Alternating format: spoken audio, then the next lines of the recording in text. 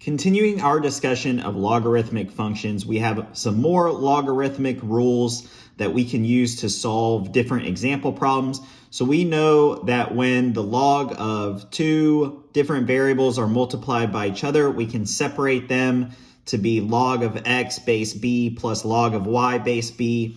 If they're divided by each other, that means we can separate them by subtracting. If our variable is raised to a power, then that means that the variable will go in front of the logarithmic term. And if we have the same base b on both sides, then we know that the x will be equal to y. So these are just some different equations that we can use to help simplify our logarithmic example problems. So here we have an example problem where we have log of x cubed y to the fifth power with a base of 4.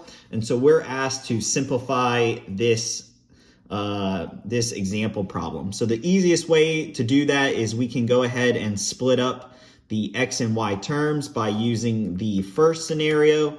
And so we'll have log of x cubed base 4 plus log of y to the fifth with a base 4.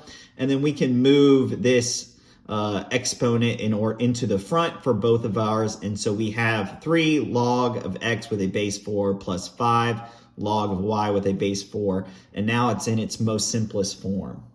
The next example problem is very similar, but we're going to be looking at a fraction. So we'll use the exact same style of tactics in order to solve this example problem. The first step will be to separate the fraction into two different sides. So basically getting rid of the fraction, separating them. And then like we did last time, the next step will be to get rid of these exponents. Or first we'll get rid of the multiplication here. So you can see that we've done that. Now we have this addition that separates them, as well as our subtraction that separated the original two problems.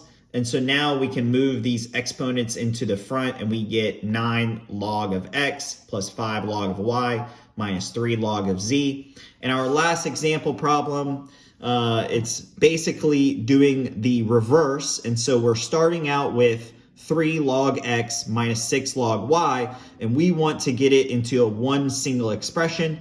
And so the first step is we can basically undo what we've previously been doing and take the 3 and the 6 and put them as their exponents. And then because we have a subtraction symbol here, we can combine these two logarithms because they have the same base into one fraction, and we get log of x cubed over y to the 6th.